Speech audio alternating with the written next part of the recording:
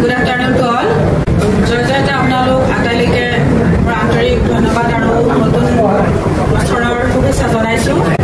আজি সদৌ অসম অপ্ৰদেশিত শিক্ষক কৰ্মচাৰী সংস্থাৰ যিটো সাধাৰণ সভাৰ এই কাৰ্যসূচীৰ মাননীয় সভাপতি মহোদয়, প্ৰমুখে মঞ্চত উপবিষ্ট সংস্থাৰ কাৰ্যকৰী সভাপতি মহোদয়, উপদেষ্টা মহোদয় আৰু কলেজ সংস্থাৰ মাননীয় সম্পাদক মহোদয় প্ৰমুখে মঞ্চত উপবিষ্ট আমাৰ এলপিৰ পৰা মহাবিদ্যালয় পৰ্যায়লৈকে সকলো শিক্ষক কৰ্মচাৰীলৈকে মোৰ আন্তৰিক শুভেচ্ছা জনাইছো। খুব ভাল লগা দিন এটা, আমাৰ খুব কষ্টৰ মূৰত যেন আজি এটি হাঁহিৰ মাৰিবৰ কাৰণে আমি চেষ্টা কৰিছো, নহয় জানো? আপোনালোকে কি কয়? অলপ হলেও আমাৰ আশাৰ ৰেঙনি আহিছে। কি হয় নহয় সেইটো আমাৰ পিছৰ কথা, তথাপিও আমি বিচৰা যিটো বস্তু সেই বস্তুটো দিবৰ কাৰণে আমি কিন্তু চৰকাৰক বাধ্য কৰাব পাৰিলো। আমাৰ কথা তেওঁলোকে শুনিলে। খুব ভাল লাগে যেতিয়া আমাৰ ছচিয়েল মিডিয়াত ভেঞ্চাৰৰ সমস্যাটো সমাধান হ'ব, বিভিন্ন ধৰণৰ ভিডিঅ' অডিঅ' এইবোৰ আমি শুনি আছো, পেপাৰে পত্ৰ ওলাইছে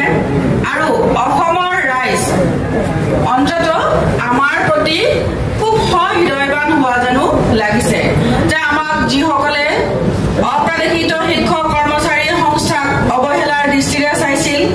তেওঁলোকৰ কেৱল আন্দোলনেই আন্দোলন, একো নহয়েই। আমি কাঁহী বাতি বজাইছিলো, আপোনালোকৰ সকলোৰে মনত আছে। খুব দুখ লাগে কিন্তু ভাবিলে কথাবোৰ। অতীতক আমি ৰোমন্থন কৰিবই লাগিব, কাৰণ অতীতৰ বিষটো যদি আমাৰ মনত নাথাকে আজি আমি হাঁহি সুখ নাপাওঁ। অতীতত আমাৰ যিটো দুখ আছে, যিটো বিষ পাই থৈ দিছো, সেই বিষটোৰ কাৰণে কিন্তু আজি আমি ইয়াত বহিবলৈ সক্ষম হৈছো। আমি সকলোৱে নিজৰ কাৰণে এটা হাতালি মাৰিব নোৱাৰোনে? ধন্যবাদ জনাইছো। আমি প্ৰাউড ফিল কৰো, কিয়? তাৰ মানে এক হৈ থাকিলে আমাক কোনেও হিলাব নোৱাৰে। আমি পঢ়োতেও পাইছো যে আমাৰ যে খৰি এডাল ভাঙিব দিয়া, এটা বোঝা খৰি ভাঙিব দিয়া, এইবোৰ যে আমি নীতি শিক্ষা পাই আহিছো, এইবোৰৰ উদাহৰণ কিন্তু আমি আমাৰ জীৱনত আজি হাতে হাতে পাবলৈ সক্ষম হৈছো। কিন্তু আপোনালোকক দেখি, আপোনালোকৰ এই যে প্ৰেক্ষাগৃহটো আপোনালোকে ফুল কৰি ৰাখিছে দেখি বহুত আনন্দ পাইছো। আমি আমাৰ হক যিটো লাগে তাৰ কাৰণে আমি যে সদায় সাজু হৈ আছো তাৰ প্ৰমাণ আজি হৈ গৈছে। আৰু ডক্টৰ হিমন্ত বিশ্ব শৰ্মা, অসমৰ মাননীয় মুখ্যমন্ত্ৰী, তেখেত যিমান কঠোৰ সিমান কিন্তু আমাৰ কাৰণে সহৃদয়বান। আইনৰ আওতাৰ কথা তেওঁ কবই লাগিব। তেওঁ আমাৰ নিচিনা হাড় হিমজু মাংসৰে গঠিত এগৰাকী ব্যক্তি, গতিকে তেখেতৰ ভিতৰতো অন্তৰ এখন আছে আৰু সেই অন্তৰখন আমি কিন্তু জয় কৰিব পাৰিছো। আমাৰ যিটো মানসিকতা, তেখেতক আমি বিভিন্ন ককৰ্থনাও কৰিছো বিভিন্ন সময়ত, কিন্তু তেখেত যে leader, this is call leadership. তেওঁ ককৰ্থনা শুনিছে, আমাৰ মৰম আদৰ সেইবোৰো তেওঁ অনুভৱ কৰিছে আৰু এই গোটেইবোৰ কথা চাই তেওঁ কিন্তু আমাৰ কাৰণে কিছু এটা সিদ্ধান্ত লৈছে আৰু এই সিদ্ধান্তটোক আমি খুব আন্তৰিকতাৰে ধন্যবাদ জনাইছো। আৰু আজি আমি মঞ্চত উপবিষ্ট হৈ সকলোৱে আমি কি কৰিছো যে আমাৰ কি কি অভাৱ আছে, আজি জানো আমি তাৰে চিন্তা চৰ্চা কৰা নাই? আমাৰ কি কি অভাৱ আছে, যিখিনি অভাৱ আমি উত্থাপন কৰিলে আমাৰ সুখ হ'ব বা আমাৰ নিযুক্তিৰ আমাৰ সুফল হ'ব, এই গোটেইবোৰ কথা আমি চাই আছো। আৰু আমাৰ যিটো অপ্ৰাদেশিত শিক্ষক কৰ্মচাৰী সংস্থাৰ আমাৰ যুটীয়া মঞ্চ আছে, এই মঞ্চত সকলোৰে হকে, সকলোৰে কাৰণে ইয়াক বিবেচনা কৰা হ'ব, যাতে আমি সকলোৱে, যিহেতু আমি একেখন নাৱৰে যাত্ৰী, গতিকে আমাৰ যাতে নাৱৰ পৰা কোনো এজন ব্যক্তি সৰি নপৰে, পানীত পৰি যোৱা বুলি কওঁ যে আমি নাৱৰ পৰা যাতে আমি পৰি নাযাওঁ, আমি তাৰ কাৰণে আপ্ৰাণ চেষ্টা কৰিম আমাৰ মাননীয় সভাপতি মহোদয়ৰ জীৱনলৈ বহুত দুৰ্ঘটনা আহি গৈছে বহুত তেখেত লাঞ্ছিত হৈছে আমি সকলোৱে জানো তাৰ পিছতো তেখেতৰ যি একাগ্ৰতা তেখেতৰ যি ধৈৰ্য শক্তি আমি সকলোৱে কিন্তু তেখেতৰ ওচৰত চিৰকৃতজ্ঞ তেখেতৰ প্ৰচেষ্টা তেখেত যদি হাৰি যায় আমি কিন্তু হাৰি গলো হয় গতিকে আমি সকলোৱে ধন্যবাদ তেখেতক জনাম যে তেখেতৰ যি একান্ত প্ৰচেষ্টা এই একান্ত প্ৰচেষ্টাই কিন্তু হাজাৰজনৰ জীৱনলৈ হাজাৰটা পৰিয়াললৈ সুখৰ বতৰা কঢ়িয়াই আনিব বিভিন্ন আমাৰ ক্ৰাইটেৰিয়া আছে গভৰ্ণমেণ্টৰ যিখন 2017-18 আইন প্ৰস্তুত কৰি থৈ গৈছে যদি সেইখন আইনৰ কথাকে আমি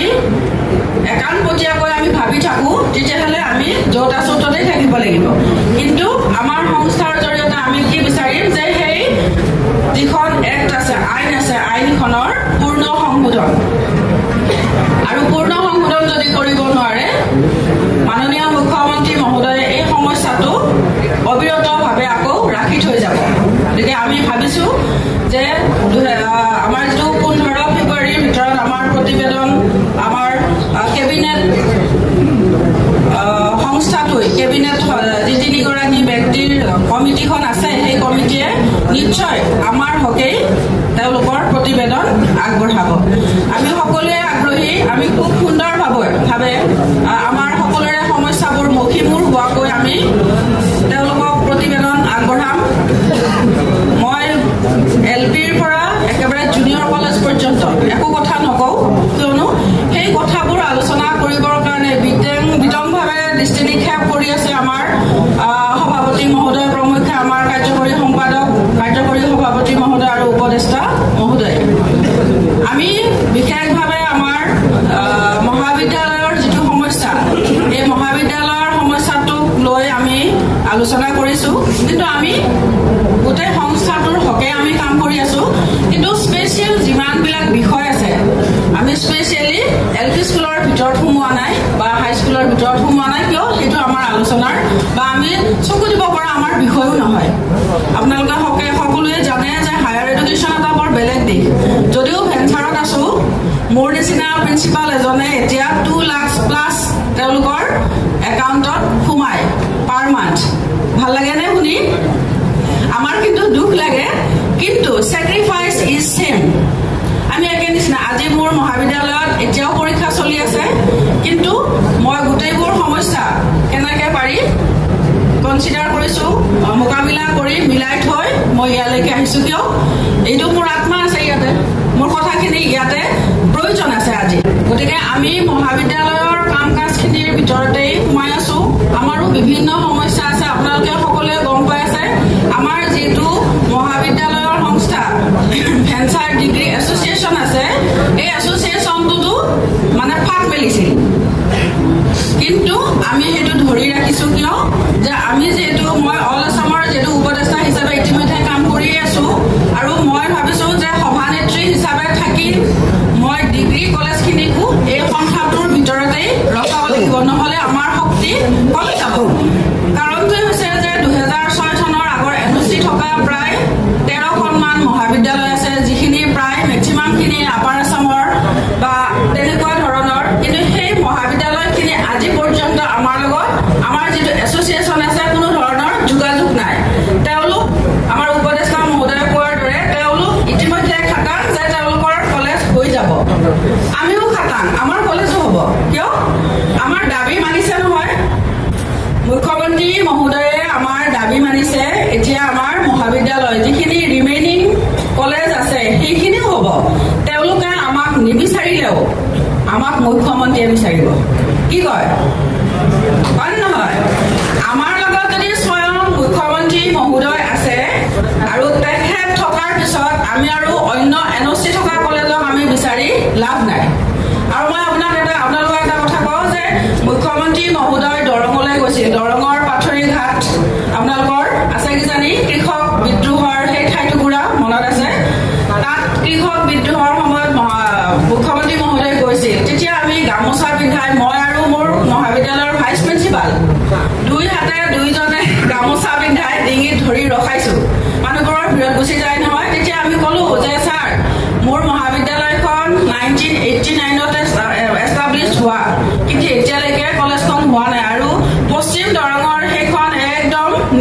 কলেজ আপুনি কি কয় কৈছে আপোনালোকে একদম চিন্তা নকৰিব মই কলেজখন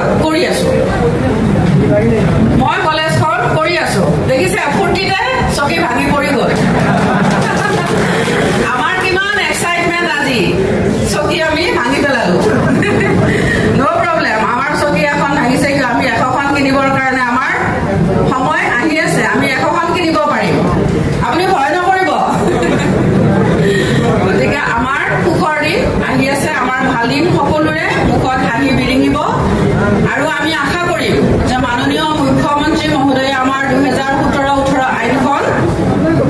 পৰিৱৰ্তন কৰি আমাৰ হকে এখন নতুন আইন 2024-25 আমি ভাবো 2024-25 এই আইনখন আমাৰ কাৰণে আহি আছে গতিকে আমি সকলোৱে তেখেতক ধন্যবাদ জনাইছো আৰু মহাবিদ্যালয়ৰ সম্পৰ্কত আমি কিছু চিন্তা চৰ্চা কৰিছো আৰু কেইটামান আমি নিৰ্ধাৰিত পইণ্ট আমি বিচাৰি উলিয়াইছো আৰু যিখিনি হলে আমাৰ মহাবিদ্যালয়খিনিও এলপিৰ পৰা একেবাৰে জুনিয়ৰ কলেজ পৰ্যন্ত একেলগে আমি আগবাঢ়ি যাব পাৰিম বা আমি সাকসেস